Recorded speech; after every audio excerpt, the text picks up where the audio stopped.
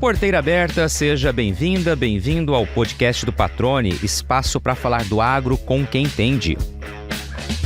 Celeiro de grãos no país, o cerrado precisou ser domesticado para tornar-se produtivo. E essa transformação teve como uma das peças centrais o calcário, usado para corrigir a acidez do solo e também aumentar a eficiência da adubação. O papel de destaque lhe rendeu um dia comemorativo, 24 de maio, instituído pelo governo federal em 2011 para conscientizar o produtor sobre a importância da calagem na agricultura.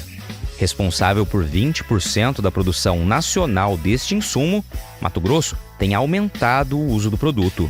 Mas será que a aplicação está sendo feita com a quantidade apropriada? Assunto do bate-papo de hoje com um especialista no tema. Faz quase uma década que o Anderson Lang conduz pesquisas com calcário. O ponto de partida foi analisar se a aplicação convencional adotada no cerrado, em torno de 2,5 toneladas por hectare, era a mais indicada. Os resultados apontaram que dá para aumentar muito este volume, obtendo uma série de benefícios, como o ganho de produtividade, por exemplo. Dali em diante, o paranaense de Guarapuava, que quando criança quis plantar o próprio pomar de morangos, não parou de estudar as consequências e vantagens da intensificação do uso do insumo. Conhecimento que ele divide agora com a gente. Anderson Lang, que prazer recebê-lo aqui no podcast do Patrone. Obrigado por aceitar esse convite. Já começo lhe dizendo que faz tempo que a gente não se fala pessoalmente também, né? Acho que a última vez que eu te entrevistei faz aí pelo menos uns 5, 6 anos, acho que mais ou menos por aí, se a memória não estiver enganada. E durante todo esse tempo você sempre, claro, trabalhando muito. Aliás, conversávamos aqui antes do início da gravação. Tá faltando hora na tua agenda aí, né? Seja bem-vindo. Tudo bem contigo? Fala, patrão. Tudo jóia? Tudo bem. Acho que foi uns 6 anos aí atrás, quando eu iniciei esses trabalhos aí mais com o pessoal do calcário aí, que a gente começou, teve uma entrevista lá atrás, né? E desde lá, seguindo nisso aí e outros trabalhos também. Então, sempre trabalho sempre tem, graças a Deus, e a gente não tem muita preguiça não, então tá dando certo, tá rodando.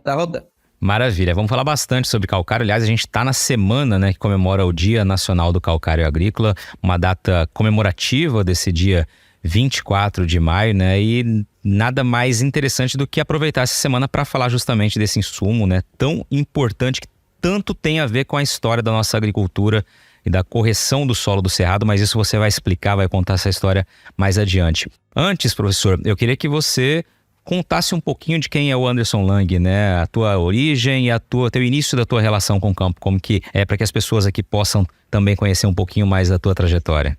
Bom, minha idade hoje eu tenho 47 anos, então sou de 76, eu sou nascido no Paraná, em Guarapuava, terra fria, sou filho de produtor rural, principalmente meu pai mexia com gado de leite, e meus 15, 16 anos eu saí de Guarapuava para estudar, fui para São Paulo, fiquei 2 anos e meio na capital, fazendo segundo grau, cursinho, depois fui para Lavras, Universidade Federal de Lavras, agronomia de 95 a 2000, de 2000 a 2002 mestrado na área de solos também em Lavras. Aí o doutorado eu fui para a Exalc, para a USP, num centro que chama Centro de Energia Nuclear na Agricultura, SENA. Fiz um doutorado de 2002 a 2006. No mestrado e no doutorado eu trabalhei com nitrogênio e milho e também pontuei algumas coisas sobre o uso de calcário no mestrado. Em 2006 eu passei no concurso da Unemat como professor titular em Alta Floresta. Fiquei de 2006 a 2009 em Alta Floresta. Em 2009 eu vim para Sinop, para a UFMT, a universidade aqui. E desde que eu vim para Mato Grosso, sim, já gostava de pesquisa antes, né? Sempre gostei de campo. Também gostei de campo, gosto de estudar. Me falta hoje tempo para estudar, sentar e estudar. E aí sempre mexi com pesquisa. Em Alta Floresta eu mexia com pesquisa, principalmente em pastagem e arroz. E chegando aqui em Sinop, eu trafoquei uma época em feijão, depois milho, não tinha tanta vontade de mexer com cultura de soja no começo, que quando cheguei aqui, parece que era só multinacional que mexia com isso e não tinha muito espaço. E aí, depois eu comecei a trabalhar praticamente com essas 3 culturas, soja, milho e feijão. E sempre fazendo pesquisa na parte de adubação de nutrição mineral de plantas, testando o adubo, corretivo, adubo foliar, fazendo testes em empresas e algumas ideias que a gente sempre tem também, né, e gosta de colocar em prática.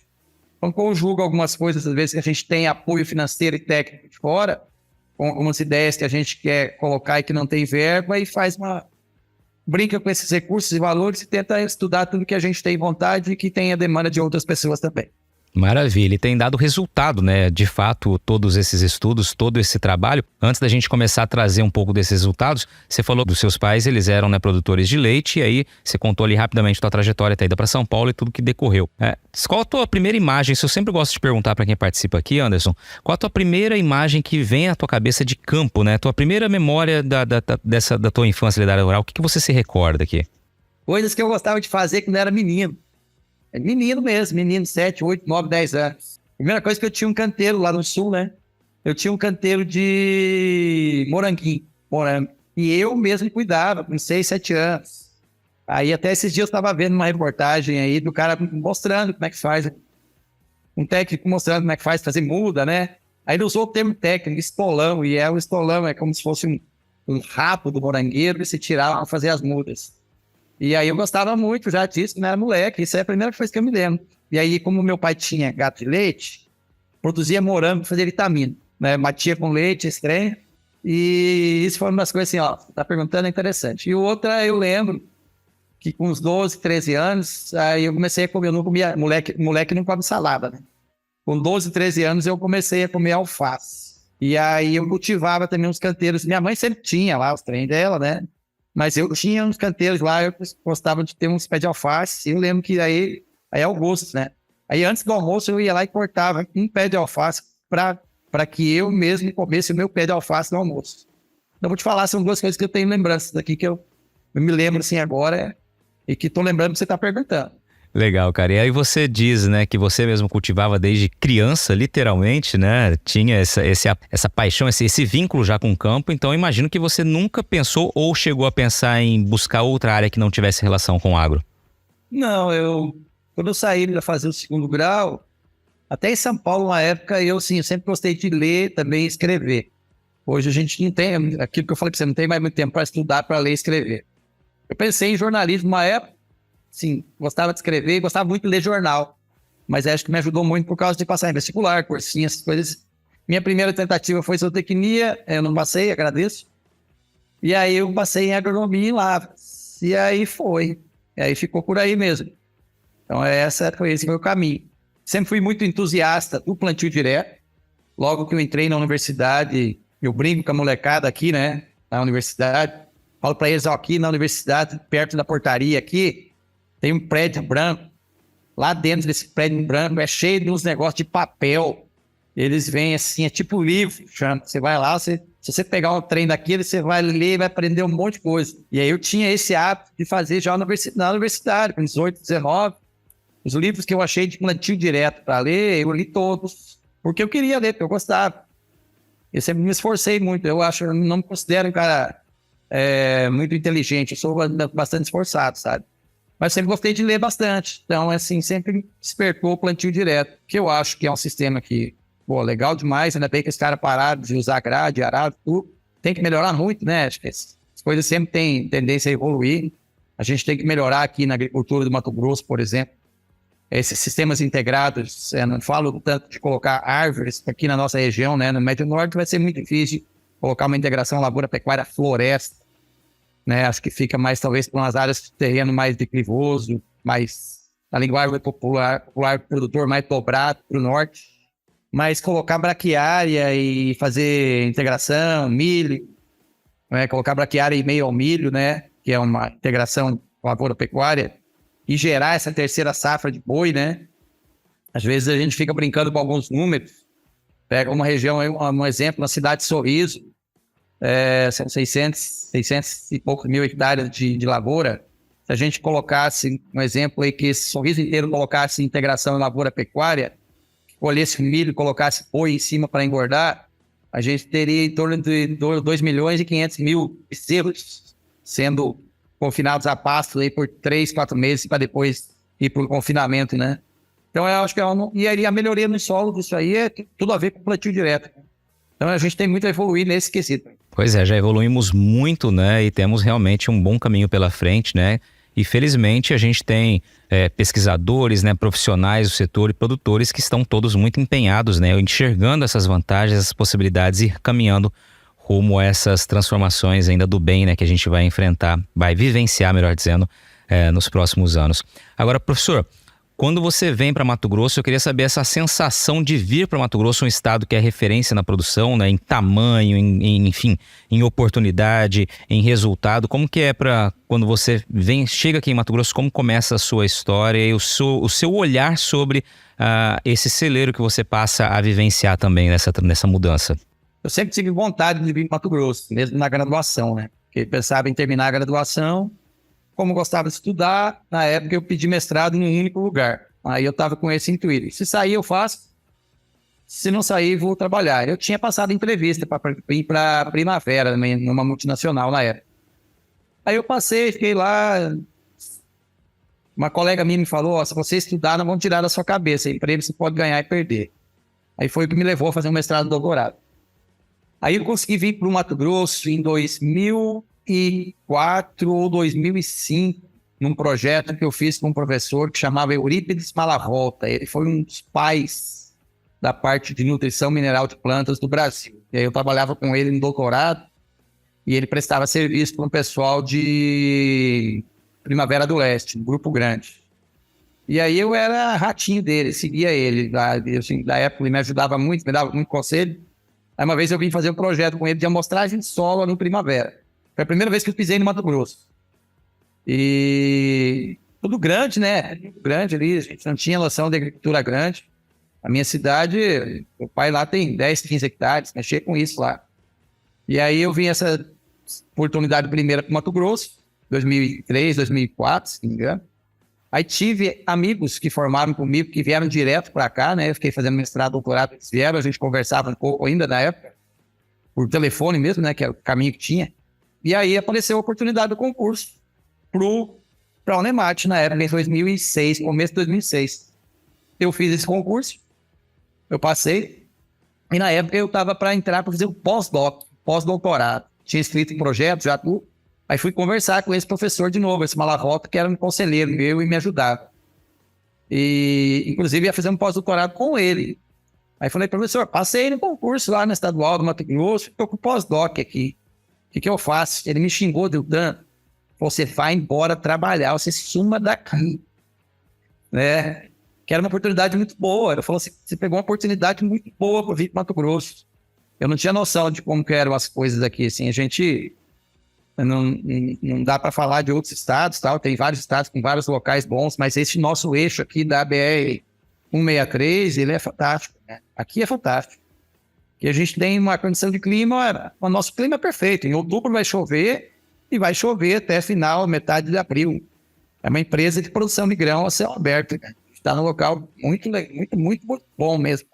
Se fizer as coisas certas aqui, para dar errado, você tem que ser azarado demais. E aí, professor, avançando um pouquinho, você já disse ali que, né, o trabalho que desenvolveu, na hora que você citou a tua trajetória muito brevemente com as datas, como começa esse seu vínculo mais próximo com o calcário? Vamos chegar a esse ponto agora. Eu fiz um trabalho, né, lá em Alta Floresta, quando cheguei em correção de pastagem, calcário dócil lá. Eu não achava uma coisa assim que teria necessidade de pesquisar. A agricultura, calcário é uma coisa muito tempo estudada, a agricultura já está velha com calcário. Aí, em 2010 que eu vim para cá, não tive, deveria ter feito, não fiz estudos logo que eu cheguei aqui com calcário. E sempre tinha a demanda, né? A demanda é aquela dúvida de colocar mais calcário que 2 toneladas e meia de superfície. E todos os produtores daqui estavam, e muitos ainda têm essa ideia, né? Claro que caiu muito isso, esse mito caiu muito com as pesquisas, não só que eu fiz, mas outros fizeram. De não colocar mais que 2 toneladas e meia em superfície, coisa assim. E aí a principal, né, em 2014, tem um produtor que eu já trabalhava, a gente fazia os projetos de pesquisa lá dentro, e ele estava entrando numa área de arrendamento. Que ele, inicialmente, vamos falar assim, ele tinha 1.000 e poucos hectares, quando eu conheci eles, e eles foram crescendo e aumentando área, e em 2014 ele estava para pegar uma área de arrendamento. Normalmente, quando um produtor a renda própria da área dele para outro, né? A fertilidade já não vai estar num nível alto, ninguém entrega filé para o outro. Então, essa área dele precisava de uma correção, né, mais pesada com calcário. E ele ficou com medo de colocar uma dose maior. Então, ele ia no limite da ideia dele, 2,5 toneladas. E aí a gente fez o experimento em faixa lá na época, né, regulou o aplicador de calcário para aplicar 1 tonelada e 700, mas montou na forma estatística, experimento, tudo certinho, e aplicou 1 tonelada e 700, deu 2 passadas, deu 3 em 400, deu 3 passadas, deu quase 5 toneladas e 200 quilos. Com faixas e com calcário calcítico e dolomítico. Por quê? Porque o Mato Grosso ele teve, por muito, muito tempo, atrelado ao uso apenas de calcário dolomítico, que é um calcário que ele é mais rico também em magnésio. Ele vai ter 30% de cálcio e 20% de magnésio, no médio, né? E aí o solo, se a gente fizer uma radiografia, a gente tem esse trabalho também, depois a gente pode comentar. Eu tenho uma radiografia com análise, 400 mil análises de solo aqui do Mato Grosso, para ver o que está acontecendo de 2016 a 2021, a gente entender isso aí, como que isso está chegando dentro dos laboratórios. Mas daí, voltando para a ideia nossa, e aí eu montei esse experimento lá. Então, avançamos praticamente em dobro a quantidade de calcário que normalmente o produtor colocava. Fizemos um experimento com 5 toneladas e pouco em superfície. Avaliamos isso durante 4 anos, na cultura da soja, do milho, coletando soja, milho e sol. Infelizmente, isso ainda está dentro do computador e eu estou mexendo esses dados para escrever. Sim, a gente já falou, já divulgou, né, entrevistas e tal, mas eu não joguei num artigo, numa revista pesada isso ainda não.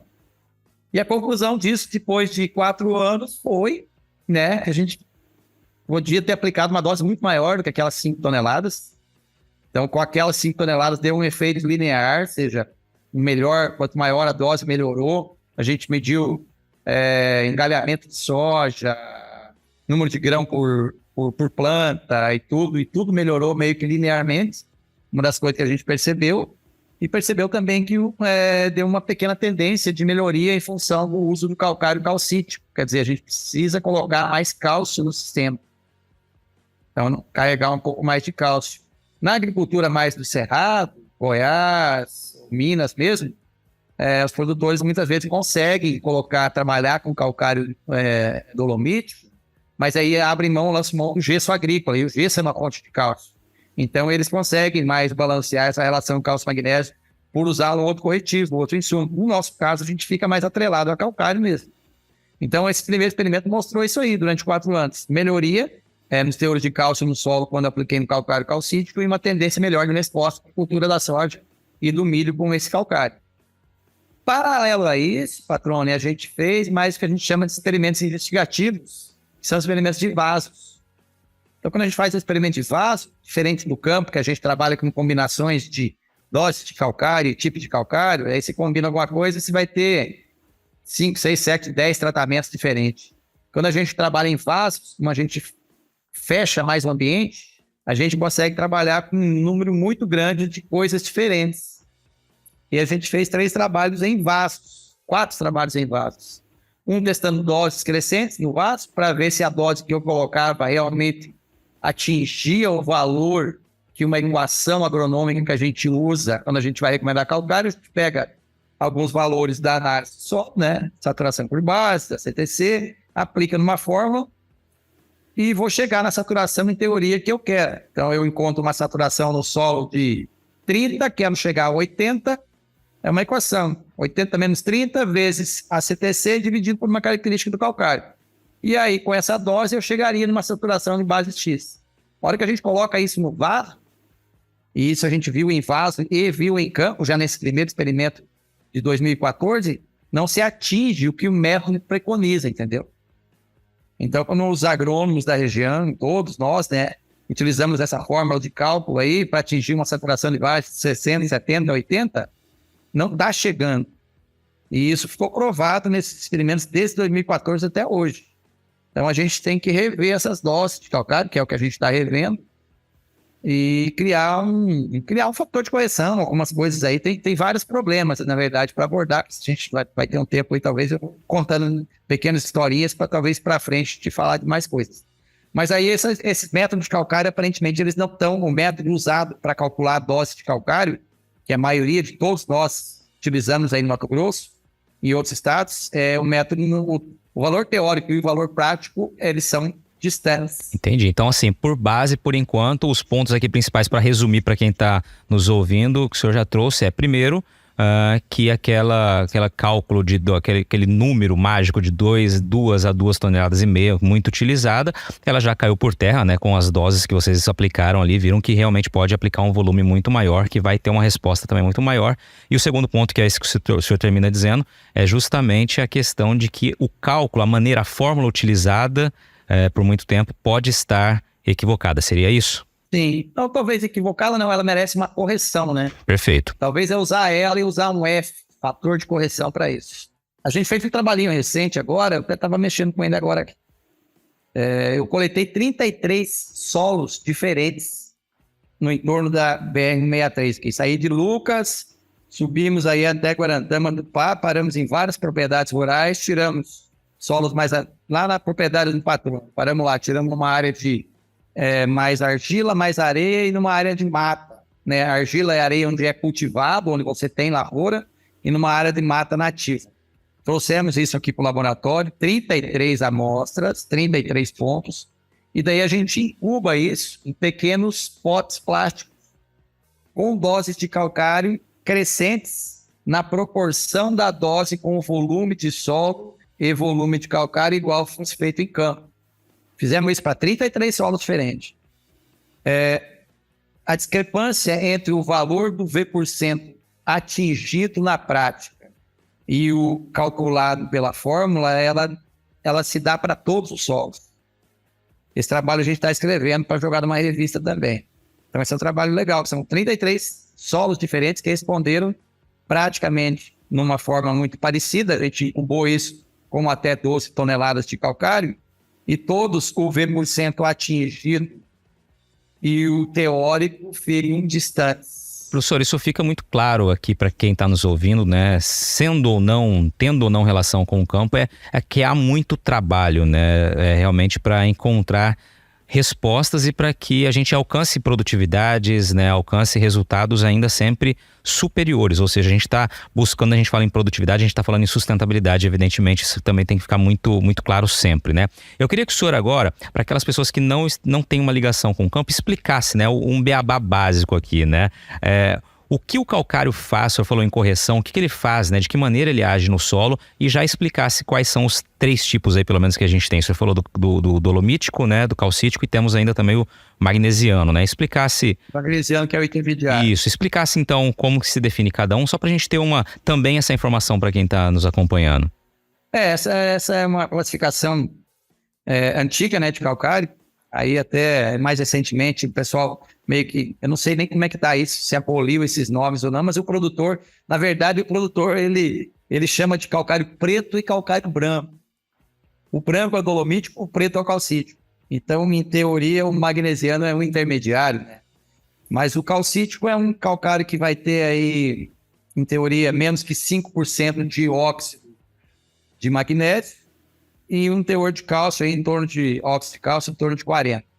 Então, o divisor desses calcários é o calcítico menos que 5% de óxido de magnésio, o magnesiano entre 5 e 12, e acima de 12 um dolomítico. Seria essa a classificação. E, historicamente, o Mato Grosso aí consumiu praticamente, é uma recomendação que quando você começa uma área agrícola, nas áreas nobres, é claro, tem que se usar o dolomítico, porque eu tenho que suprir muito bem o solo com cálcio e magnésio. Mas, muito tempo, a gente perde uma relação. A relação é o quê? Eu dividir o valor de cálcio pelo valor de magnésio na análise e achar essa relação cálcio e magnésio. Se o valor do cálcio na análise do solo está 3 e o de magnésio está 1, 3 dividido por 1 é 3. Então, a relação cálcio-magnésio é 3, que é uma coisa legal. Então, eu tenho que ter no solo aí pelo menos uma relação 3:1, 4:1. No meu ponto de vista, eu acho que é os melhores resultados que a gente tem visto. E o Mato Grosso, com essas análises de solo, não passava de uma relação de 2,3:1. Então, está faltando cálcio realmente. Os benefícios de calcário são inúmeros, né? Melhora a vida da biologia do solo, ou seja, da biota do solo. Então, nesse momento, eu vou ter maior fixação biológica de nitrogênio, por exemplo, na soja, né? Vou ter aumento da eficiência da maioria de todos os nutrientes. Então, quilo de nutriente aplicado por quilo de nutriente absorvido pela planta e devolvido em grão vai ser possivelmente sempre maior, quanto maior ou melhor a calagem, quanto melhor o pH do solo, até um certo limite de 6,4, 6,6 aí, né, um valor de pH. Então, a eficiência dos adubos, né, cada quilo de adubo, ele vale mais para cada planta lá no campo quando eu tenho um solo corrigido com calcário. Um exemplo simples aí, as plantas vão reduzir, por exemplo, queda de vagem, né? Por quê? Porque a vagem ela é cimentada na planta de soja. É um cimento que gruda ali a vagem na planta. Então, um abortamento de flores, de vagem, pode estar muito ligado à presença de cálcio, porque cálcio é um cimento, né? As indústrias de calcário e de cimento estão no mesmo local aqui no Mato Grosso. Então, os benefícios são esses: aumento da disponibilidade de nutrientes, aumento da eficiência de fertilizantes, melhoria da biota do solo, redução da toxidez do alumínio.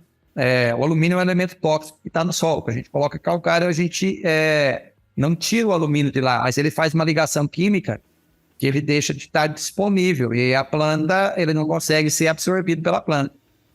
E o efeito tóxico do alumínio é uma coisinha muito simples. Sim. Quem tem um pouquinho de estudo aí vai lembrar de alguma coisinha. Mas no crescimento do sistema radicular, da ponta da raiz, para ela crescer, tem que ter uma divisão celular, tem que fazer outra célula e outra célula e outra célula. Quando tem alumínio, essas células não se dividem. Aí a raiz não cresce. É simples assim. Sem raiz, sem absorção de nutriente, sem absorção de água.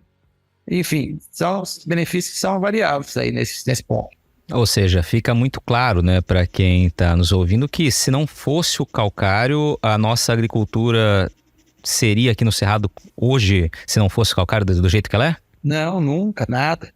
Qual o papel do calcário nessa transformação? Não, sem calcário acho que a gente não ia produzir nada. Tem várias, assim, a gente vê, né, imagens aí para todo lado, se a gente procurar. A gente fez aqui no campus algumas brincadeiras com os alunos aí, que a gente pegava os canteiros, não colocava nada, só colocava calcário, depois colocava calcário mais nitrogênio, calcário mais fósforo, calcário mais potássio e todos os elementos químicos, corrigia tudo. Sem calcário, não dá nenhuma resposta. Se você tirar calcário e fósforo, então, aí já que não tem, aí já piora. Não existe agricultura sem calcário, é impossível. E agora uma pausa no bate-papo para dar um recado a você que é produtor ou produtora rural. Já tá na hora de pensar na próxima jogada, hein?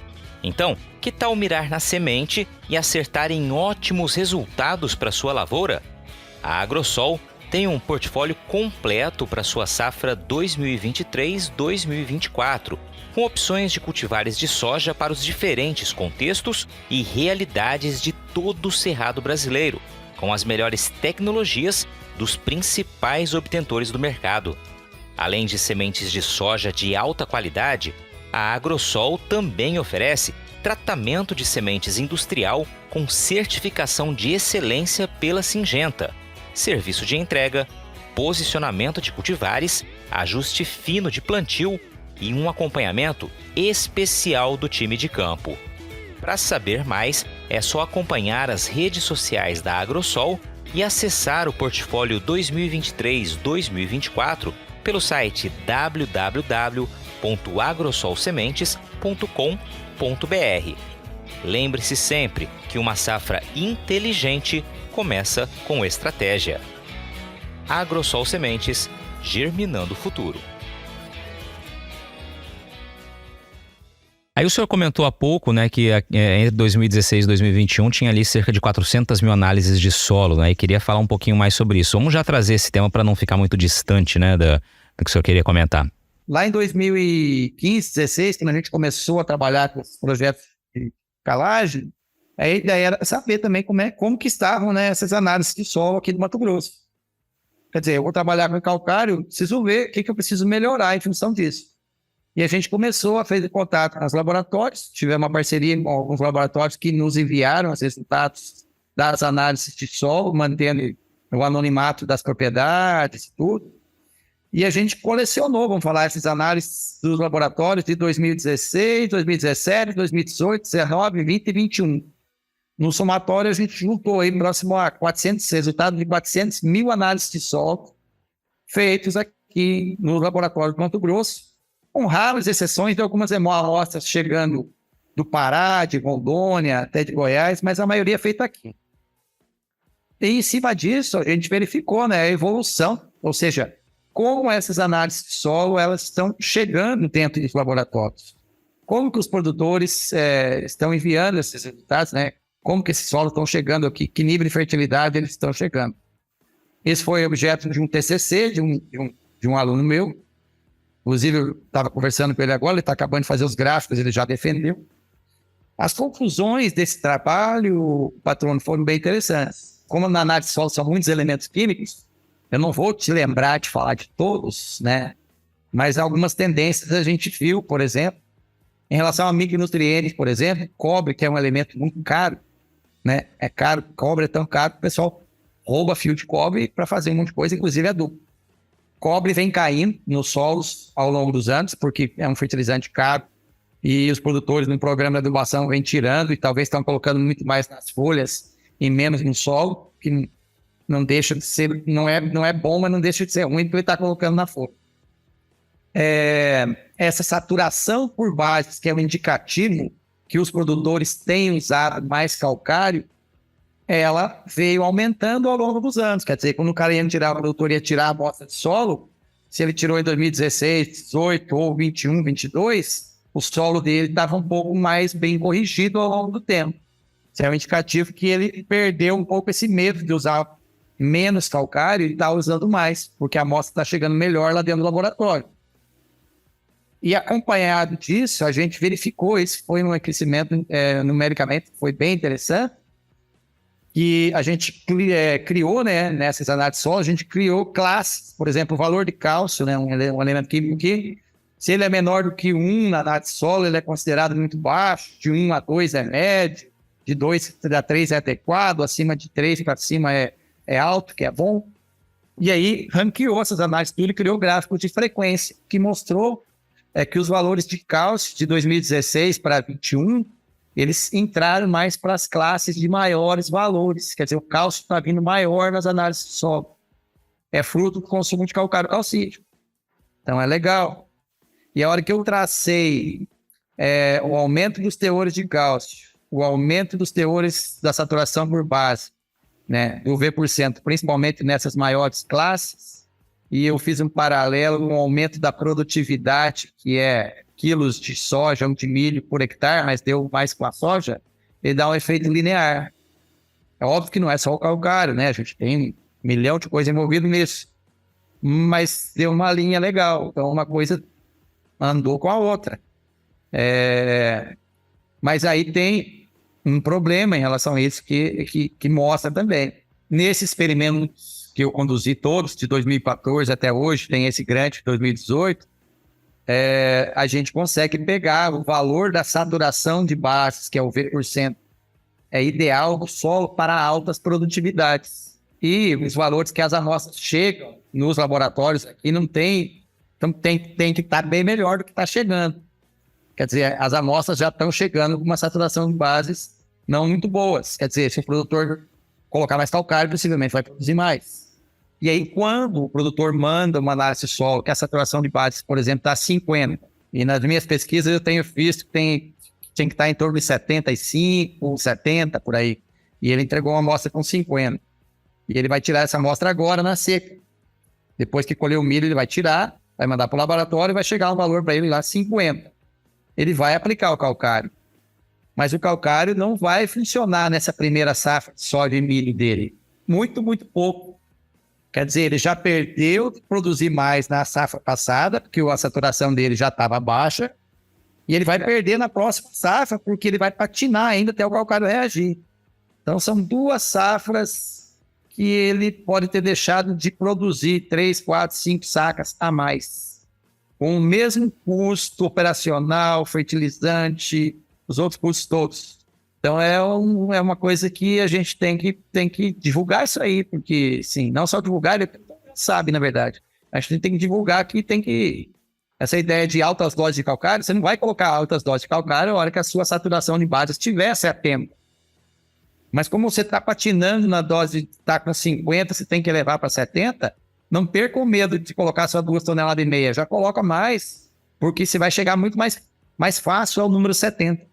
É essa a ideia. Essa é uma pergunta que eu lhe faria, né? O ano passado a gente vivenciou um momento de boom, né, nos preços dos insumos, né, decorrentes de guerra e tudo mais, de fertilizantes, e falou-se muito, né, em tentar aproveitar a caixa que havia no solo justamente para você evitar gastar demais com fertilizantes. E eu me recordo que uma das perguntas que eu havia conversando com alguém era de fato se era o momento de aplicar calcário, se seria estratégico, né, para potencializar aquele insumo. E aqui o senhor deixa muito claro, né, não adianta colocar de imediato esperando uma resposta, é preciso esperar um tempo de reação, ou seja, essa aplicação tem que ser de certa forma, entre aspas aqui, planejada e até certo ponto contínua, pelo menos algumas safras. É por aí o caminho? Sim, o que a gente tem trabalhado na prática, né, para algumas propriedades aqui que eu faço parceria com eles, é calagem bianual. Fazer a calagem anual, aí operacionalmente a fazenda muitas vezes não consegue, porque é muito trabalho. E também não teria a necessidade de fazer anual, por quê? Porque a gente já descobriu que pode jogar dose mais pesada que não vai dar problema.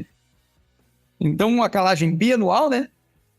Dividir a fazenda em 50-50, né? Meio a meio, faz metade um ano, metade outro ano, ou no máximo a cada 3 anos, mas o legal seria bianual. E numa estimativa aí, com essas altas produtividades que a gente está tendo aí, a gente tem produtor que fechou 80 sacas de soja de média, né? 75, vai fechar 160 de milho aqui na região de média. A gente tem que pensar numa dose de calcário quase como um adubo quase que anual. Essa lavoura vai me consumir aí pelo menos uns 1.500 quilos de calcário ano. Uma lavoura que já tiver no V% legal, entendeu? Então, aquele cara que está com V% alto, ele vai ter que aplicar aí 3, 4, 5 toneladas para encher a caixa do solo, vamos falar também, com calcário e depois manter isso nesse valor próximo de 70, com talvez até depois de um tempo não gaste esse valor de 1,5 tonelada anual, mas eu acredito que 1,5 tonelada anual, com o caminhamento dos aumentos de produtividade, quando eu uso mais fertilizante nitrogenado, que eu uso no milho, né, que obrigatoriamente eu tenho que usar, a cada quilo de fertilizante nitrogenado eu causo uma certa acidificação no solo. O solo fica ácido. Então eu coloco o calcário de um lado e coloco um veneno do outro, que seria um ácido, que não é um veneno, né, na verdade, mas é um outro insumo que me acidifica o solo. A colheita leva embora um monte de nutriente. A hora que ela leva um monte de nutriente, ela acidifica o solo. Quimicamente, uma coisa simples, lá na tabela periódica a gente tem elementos positivos e negativos. Toda vez que a planta tira um positivo do solo, ela tem que devolver o positivo para dentro do solo via raiz, porque senão ela vira uma bomba de carga positiva. Então ela absorve um cálcio, magnésio e potássio e ela despeja um hidrogênio, que é um ácido. Então o solo fica ácido. Quando produzir grão, já acidifica o solo por si só, sem colocar um insumo que ainda é nitrogênio, ideia, sulfato de amônio. Perfeito. Então é isso. Então traz uma orientação, que seria essa aplicação bianual em cargas um pouco mais elevadas, ou então, né, com cargas menos elevadas. Aí você falou em 1,5, né, 1,5 tonelada aproximadamente, anualmente seria, se possível. Se você pensar num consumo anual de calcário, as lavouras vão consumir mais ou menos 1,5 tonelada, um sistema soja-milho aí ano. Não faça isso. Faça análise de solo. Exatamente. Esse é um ponto que, aliás, é fundamental, né, para qualquer tomada de decisão ter sempre lançar mão de fazer análise de solo, né, com laboratórios, com profissionais aí com as quais sejam confiáveis, evidentemente, mas ter esse resultado da amostra de solo, da análise, para definir qual rumo terá aquela decisão. Exato. Não tome remédio sem ir no médico. Simples assim, né? Professor, você que também gostaria de voltar ali no estudo de 2014 a 2018, né? Que você queria comentar também um fato interessante desse estudo. Isso. Aí, né, patrônio, em 2014 a gente montou esse experimento, que foi um experimento só aqui em Sinop, com dose de calcário, que a gente foi até 5 toneladas. E aí eu falo que eu fui cagão na época, né? Eu tinha que ter colocado mais calcário, já que eu já tinha matado a pesquisa naquela época. Mas Deus guia a gente da forma que tem que guiar. E aí, em 2018, eu propus de novo um experimento grande, né? Para fazer uma proposta de um experimento grande no estado. Aí foi interessante. Então, a gente montou 2 grandes experimentos de calcário aqui em Sinop, Montamos 2 experimentos, não tão grandes, mas bons experimentos também em Sapezal. Então, eu busquei pontos do estado. Então, eu montei experimentos em Sinop, montei experimentos em Sapezal, montei experimento em Querência, todos esses em áreas antigas de lavoura. E aí fomos aqui para o norte, em Marcelândia, colocamos um outro experimento numa área de incorporação de pastagem para a lavoura. Então foram 4 locais, foram 4 locais com 6 experimentos, eu perdi um de Sapezal, mas sobraram 5 grandes experimentos. E nesses experimentos, dependendo da característica do solo, da análise do solo, a gente foi até 12 toneladas de calcário, né, por hectare. Então, combinamos. Eu falo que eu tenho um experimento mãe, que é aqui em Sinop.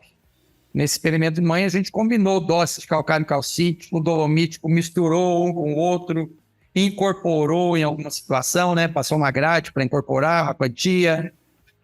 Trabalhei com calcário numa situação aí, moído um pouco mais grosso, para ver se esse calcário mais grosso, talvez poderia estar mais barato para a indústria, porque a moagem custa muito, funcionaria, trabalhando com calcário fino. Então, nessa brincadeira de 2014 a 18, depois de 18 até 22, que a gente concluiu no final do ano passado, esses 4, 5 experimentos que estavam espalhados aí, voltando e amostrando muitas vezes como a gente monta experimento, a gente vai todo ano, tira amostra de soja, tira de milho e tira de solo dentro da mesma parcela experimental.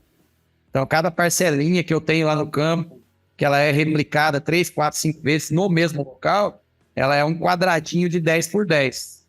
Então, se eu tenho um experimento com 13 tratamentos, eu tenho numa faixa 13 quadradinhos de 10 por 10, e aí na faixa logo do lado eu tenho de novo esses 13 quadradinhos sorteados, de novo sorteados, de novo sorteados. Então, no experimento de 13 tratamentos, eu tenho no mínimo 50 e poucas parcelas. Eu vou lá e coleto soja, milho e solo. As amostragens finais, todos esses experimentos, eu fiz esse ano, né, final do ano, na hora que eu concluí isso, passa de 1.100 amostras de solo tiradas nesses experimentos todos, com essas doses de calcário. Então, a gente tem mais de 1.100 resultados de laudos de análise só dentro desses experimentos, mostrando exatamente que essas doses... Daí a gente fez isso aí, né? Em algumas situações deu quase 13 toneladas de calcário, né? 12, 9, 8, 7, dependendo do número que eu tentei estipular. Eu tentei adaptar essa fórmula da saturação de bases, multiplicando ela, às vezes, por 2, né? Precisa de colocar... A minha fórmula me pede 4 toneladas, vou multiplicar por 2. Então, é a fórmula vezes 2, coisa assim. E a hora que eu ranqueei isso tudo, as melhores respostas são nas maiores doses. Não houve problema nenhum se eu colocar 11 toneladas de calcário sobre a superfície do solo. Se tivesse dado problema, a planta tinha me respondido com produtividade baixa, e ela não fez isso. Ela fez isso, né? Ela respondeu. Mas daí aquela situação, eu tinha, né, em algumas situações, uma saturação por baixo, um pouco baixa. Isso eu não posso deixar acontecer. Então, por isso que o produtor tem que trabalhar com uma saturação alta. Então, se ele tem uma saturação de bases baixa, 30, 40, não fique com medo de aplicar 5, 6, 7 toneladas, porque vai dar problema no solo. Não vai, pode aplicar, porque você vai elevar esse valor para próximo de 70 mais rápido, né? Se você mexe com arrendamento, pior ainda. Quanto mais tempo você demorar para produzir, é pior, porque você tem que pagar o arrendamento igual. Agora, professor, é claro que é uma resposta, né, muito difícil de ser dada, mas eu não tenho como deixar de perguntar isso. Quando você fala os melhores desempenhos vão dessas elevadas, né, cargas aí, o senhor citou até 12, 13 toneladas aí. Quanto a mais, né, é possível chegar? Claro que envolve uma série de fatores, mas para a gente ter uma ideia aproximada. A gente foi nessas doses aí até 12 toneladas. Eu acho que sim, nunca vou falar para o produtor aplicar 12 toneladas. Ele vai me tocar da fazenda. Mas eu acho que mais que isso não teria sentido. E nessas altas doses de até 12, que o que dava para melhorar nessa saturação de bases, que a gente chegou, os maiores valores que a gente observou foi 80. Então não vai passar disso. Mesmo assim, as plantas produziram muito bem. Então, doses maiores, atingindo uma saturação de base no solo em torno de 70 até 75, né? No caso do experimento, a gente chegou no máximo de 80, né? Não passou disso. A nível prático, assim, eu acho que não tem problema, dependendo da característica do solo e olhando a análise de solo, você aplicar até 7, 8 toneladas. Se a gente fez isso, né? A gente fez umas características com solo mais arenosos, que vão pedir menos calcário, mais argilosos, fez isso em diferentes locais. E uma outra consideração, vou colocar já aqui agora, que é interessante, que a gente observou, que em alguns locais, quando a gente monta os experimentos, a gente testa várias coisas, em algumas parcelas aí, em alguns locais, a gente colocou calcário e incorporou, né? Passou uma grade para jogar esse calcário mais para baixo. A produtividade das plantas não deu diferença entre colocar em superfície ou incorporar em algumas situações. E a gente viu que é onde a gente usou principalmente altas doses de calcário calcítico, tem uma movimentação, aplicou calcário calcítico em superfície. E veio avaliando, tirando amostras de solo. No final, a gente tirou uma amostra de solo em camadas. A gente verificou que aonde colocou uma alta dose de calcário calcítico, teve movimentação de cálcio até para baixo de 10 centímetros de profundidade. Quer dizer, o calcário ele percola no solo. Devagar, mas ele percola e desce. Então, quando eu quero fazer, às vezes, é óbvio que o ideal seria uma boa incorporação de calcário no início do plantio direto, bem ao fundo. Mas se você não quer mexer com a área, não recomendo passar grade, porque o calcário desce. E aí tem um pequeno vício dos produtores aí que a gente vê muitas vezes, né? Vou passar o calcário e vou passar uma gradezinha para descer. É a pior coisa que ele faz, que ele só mexe com uma pequena camada de solo superficial, acaba queimando matéria orgânica e aumentando a compactação do solo. E vai fazer uma operação dessa na seca, que não resolve quase nada, né? Então a calagem em superfície ela desce. Altas doses vão funcionar. Outra coisa que é muito importante, quando o produtor resolver, né, lançar mão de uma alta dose de calcário, não esqueça de usar adubação com micronutrientes, tanto no solo quanto nas folhas. Senão, sua soja pode amarelar, aí é um problema. Então, fazer uma macarronada bem feita. Não dá para colocar na macarronada carne moída, mas não colocar o queijo ralado e o tempero, né? Tenho que colocar micronutrientes no sistema. Hoje, além da adubação com NPK, e, né, pensando nesse coquetel de nutrientes que a gente tem no solo, o NPK praticamente toda a safra, né? Cálcio, magnésio, oriundo de calagem, ano sim, ano não. Enxofre e boro praticamente também todo ano. E micronutriente foliado, o produtor vai usar todo ano. Talvez no solo, fora o boro, ano sim, ano não.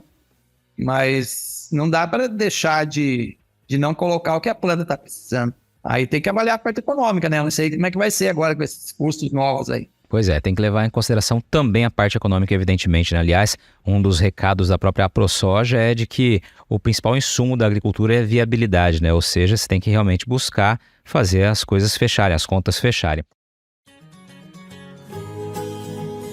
Você está ouvindo o podcast do Patrone, agroinformação com quem entende.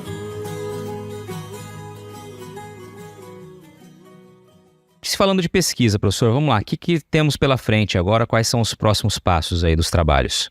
A gente está com um trabalho agora, a gente está com 2 trabalhos de calagem ainda instalados.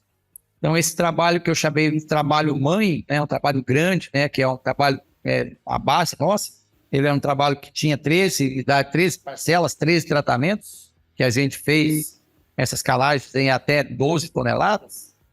O que eu fiz ano passado, hora que cumpriu os 4 anos do experimento? Quer dizer, eu coloquei calcário em setembro de 2018 e avalei até setembro de 2022, ano passado. Todos os experimentos espalhados pelo estado. Aí, em um desses aqui próximo, que é próximo, Sinop, que eu consigo avaliar mais fácil, eu simplesmente voltei na área e reapliquei as doses de calcário já aplicadas em 2018. Então, se eu pensar nas parcelas que tinham altas doses de calcário, elas tinham recebido 12 toneladas em 2018, eu reapliquei de novo 12 toneladas em 2022. Qual que é a ideia? Eu quero fazer isso dar problema. Se der problema, eu posso falar para o produtor, é perigoso se aplicar muito calcário, vai acontecer. Mas se não der problema, patrão, e aí, o que a gente vai falar? Não deu problema, né? Muitas vezes em fazendas aí, o pessoal fala, né? Lá onde ficou um monte de calcário, está muito mais bonito. né? Que fica aquela mancha branca, desenvolve mais. Então, não sei quantas toneladas fica quando o cara descarrega calcário e fica uma mancha. Então, esse é um experimento. A gente recalou um experimento que ele tinha recebido em 2018. A gente recolocou as doses de novo para ver se realmente vamos conseguir dar um problema, que essa alta dose, que agora está com 24 toneladas no intervalo de 5 anos, mas vai ficar 24 toneladas no somatório de 8 anos, vamos falar. Vamos ver se dá problema isso. Esse é um experimento. E um outro que a gente fez aí só no mesmo experimento, fizemos um experimento maior, um calcário incorporado, ano passado, né, no final da chuva, bem na colheita de milho, ainda tinha um pouco de umidade, ele foi incorporado, foi deixado em superfície e em doses crescentes. Então trabalhamos sem calcário até 12 toneladas também, incorporado em superfície. Mas a ideia é desmistificar essa ideia de que tem que incorporar calcário em área velha. Não, a gente tem condição que tem mais de 2 mil mililitros de chuva aqui, isso aqui carrega um monte de coisa para baixo, então ele leva o calcário. Aí falta mais, né, o produtor talvez pensar mais nesse perfil físico do solo, né, nessa parte de colocar os capins, as integrações, isso vai, uma braquiária que morre e apodrece, deixa um canal para o calcário descer. É uma forma de corrigir o perfil. Mas a gente está com esses 2 perfis agora ainda, aí, mais 4 anos de avaliação. Então saímos de 2014, vamos fechar essa pesquisa lá em 26, se não me engano. Então são 12 anos de dado. Se tiver errado, está tudo errado. Muito bom. É interessante o senhor falando, né, de tentativa e erro e ouvir o que falam no campo e aí tentar botar na pesquisa para realmente poder trazer a informação correta. Isso mostra, né, para quem está ouvindo aqui, para eu que estou entrevistando o senhor, o quanto a pesquisa ela tem que ter justamente esse olhar amplo, né, para que você possa fazer várias tentativas e erros antes de poder recomendar, né, trazer uma conclusão, que seja uma publicação, como o senhor mencionou logo lá no começo do nosso bate-papo, né. Muito legal esse trabalho e de fundamental importância para que a gente possa, né, ter cada vez mais respostas, né, e claro, chegar a resultados cada vez melhores, né, professor? Quando a gente mexe com pesquisa, a gente pode fazer o que quiser. Com a pesquisa pode fazer o que quiser. Se eu quiser colocar 30 toneladas de boro por hectare, eu posso colocar na pesquisa. Eu vou fazer em locais pequenos que vai dar um erro ali, né? Então, na pesquisa, a ideia dessas altas doses de calcário era que dessem problemas, entendeu? Quando eu concluí lá em 2018 o experimento, eu vi que 5 era pouco. Aí eu pensei que 8 seria um pico, né? Mas 12 não deu problema. Mas 8 foi bom também. Então, se 12 tivesse dado problema, daria problema na parcelinha. Eu ia avisar o produtor, não aplique 12, que é um problema. Eu não vou mandar ele aplicar 12, mas se ele aplicar, não vai dar problema. Acredito eu que não deu. Então, a pesquisa me permite isso. Perfeito. Professor, a gente está caminhando para o fim do bate-papo aqui, né? E estamos também caminhando já para o início da próxima safra de soja, né? Tem alguma recomendação para produtor que queira investir em calcário, né? Pensando não só nessa próxima safra, evidentemente, afinal é preciso tempo de reação, como o senhor bem explicou, mas pensando já nos próximos anos, que a gente sabe que o fator econômico vai ser um dos grandes desafios, como a gente já vem vivenciando do ano passado para cá? Faça uma boa amostragem de solo, né? Tudo começa com uma boa amostragem de solo. Tome cuidado com o equipamento de amostragem. A gente está com um trabalho aí também mostrando que tem alguns equipamentos, principalmente uma broca que é usada, uma broca daquela de furar a parede, que é uma rosca sem fim, ela não tem dado um resultado muito legal nas amostragens de solo. Já tem um pessoal trabalhando com algum outro tipo de equipamento, que é tipo um cano, uma coisa assim, que facilita mais. Então, a amostragem de solo, se ela for errada, ela já começa errada. E em relação ao uso de calcário, faça uma boa amostragem, né? Tenha um laboratório de confiança seu, né? Sempre. Eu recomendo nas áreas que a gente trabalha, de o produtor tirar umas 2 grandes amostras de solo de 30, 40, 50 quilos e deixar lá dentro da fazenda, deixar dentro de um galão, bem seco, armazenado. Todo ano que ele mandar para o laboratório, manda umas 2, 3 amostras daquela lá no meio, maquiada. Ela tem que vir ano a ano muito parecida. Ela não pode vir diferente. Se ela vir diferente, é porque teve algum problema de resultado analítico, alguma coisa no laboratório, que pode acontecer. Isso é uma primeira coisa. E tirando uma boa amostragem de solo, mandando para um bom laboratório, interprete isso de forma correta, né? E coloque calcário, não deixe de colocar calcário no sentido de a sua saturação por baixo, mas seus índices de cálcio e magnésio baixarem muito. E se eles baixarem muito, é aquele problema. Você já perdeu na safra anterior, que eles estavam baixos, e você vai perder na próxima, porque eles não vão ser levantados num primeiro momento, né? Então, e mais com esses custos, né? Do jeito que as coisas estão, assim, eu não sei, agora os fertilizantes, eles baixaram, né? Mas o problema é que eles baixaram, o grão caiu pela metade. Então, talvez usar uma reserva de solo nos próximos anos aí vai ser alguma coisa. Em relação às análises do Mato Grosso, a gente tem um estoquinho legal de fósforo no solo. Então, o produtor, às vezes, pode usar um pouco desse estoque aí, né? E o calcário vai ajudar ele a fazer isso, obviamente. Mas o planejamento é fundamental. Planejamento é fundamental, exatamente. A gente tem aqui, professor, para terminar, a gente tem a parte final aqui do podcast, em que eu peço para que o nosso convidado me fale aqui uma pergunta que o senhor gostaria de ter respondido ao longo da tua carreira aí, que nunca lhe foi feita, né? Quisesse deixar algum comentário que ainda não teve oportunidade, o espaço está aqui, com os ouvidos de todos que estão nos acompanhando. Difícil, hein? Pergunta que nunca me foi feita ou alguma coisa que eu queira falar. Eu acho que o produtor tem que abrir o olho, patrão. Uma coisa, quando a gente tem um problema de saúde, a gente não procura um clínico geral, né? Só se for uma coisa muito geral. Mas se eu tô com um problema de ouvido, eu vou no otorrino, ou vou no oftalmologista, né? Então, hoje a gente tem profissionais mais específicos, inclusive na agricultura, para determinados assuntos. Então, muitas vezes o produtor, ele não quer gastar com alguém que entenda de interpretação e recomendação de análise de solo, ele não quer gastar 20, 30, 40 mil reais, mas se ele fizer isso, ele economiza 400 mil em fertilizante. Então, hoje existem, né? E é uma atividade que o volume gasto é muito grande. Então, hoje, ter uma assessoria dentro da fazenda de pessoas mais especializadas, não especializadas, um cara que dá uma consultoria desde solo, em inseticida, fungicida, herbicida, tal, um monte de coisa. Mas alguém que entenda mais da parte de maquinário, por exemplo, né? Hoje tem muito professor aqui dentro da universidade que é bom na parte de máquinas. A gente sabe que uma colhedora hoje ela vem com uma tecnologia embarcada imensa, que dá para fazer mapa, que dá para usar sensor, que dá para fazer não sei o quê. Mas o produtor só coloca ela para colher soja e vai embora. Ele deixa tirar todos os resultados que o sistema tecnológico podia dar. Muitas vezes por não ter alguém que mexa com esses dados. E isso poderia trazer um aumento de produtividade e uma economia, muitas vezes. De uma das áreas que eu atendo aqui, ano passado, a gente economizou em cloreto, na soja, economizou 120, 130 toneladas de cloreto de potássio. E jogou isso para o milho, que ia ser demais na soja. Porque na soja já tem uma bomba de potássio que sai da palha de milho que apodrece. Aí o produtor joga mais, às vezes, uma bomba de cloreto.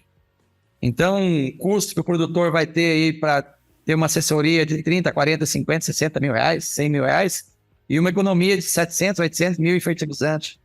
Tem muita gente capacitada hoje por aqui para responder essas coisas, né? Isso é uma das coisas. Eu acho que é uma coisa que é legal de passar isso. Então, como a gente vai num especialista, num médico, eu acho que tem outros especialistas que estão por aí para ajudar o produtor, a gente que muitas vezes quer ajudar. Excelente, professor. Te agradeço pela participação aqui, muito bacana, né? Aproveitar essa data para falar tão amplamente sobre calcário, desmistificando, né? A gente usou essa palavra ao longo do bate-papo aqui, o uso do calcário, né? E buscando encontrar esse limite que até agora não apareceu aí na pesquisa, né? Obrigado pelo bate-papo, obrigado pelo tempo aqui, pelas explicações aqui. Certamente o pessoal aprendeu bastante aqui durante esse tempo de conversa.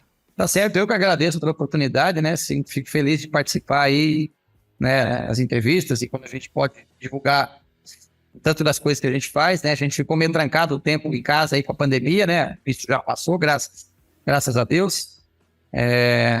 Vontade de dar umas palestras, fazer uns dias de campo, né? Que as coisas voltaram a acontecer e eu agradeço sim, patrão, o convite. Estou à disposição, quando precisar a gente está aqui. Então, se alguém que precisar esclarecer alguma dúvida e trocar uma ideia, eu fico em Sinop, na Universidade Federal aqui. Meu contato é 669-9607-8875. E aí, gostou do bate-papo? Então dá aquela força e compartilha essa entrevista com os seus contatos. E olha, aproveita para mandar aquele feedback dizendo o que você está achando do podcast do Patrone. Pode criticar, elogiar, sugerir temas e pessoas para dividir boas histórias aqui nos próximos episódios. É só enviar uma mensagem lá no Instagram para @LuizPatrone que a gente troca uma ideia, viu? Então, gente, sucesso da porteira para dentro, força e fé da porteira para fora e vamos que vamos! Você ouviu o podcast do Patrone, agroinformação com quem entende.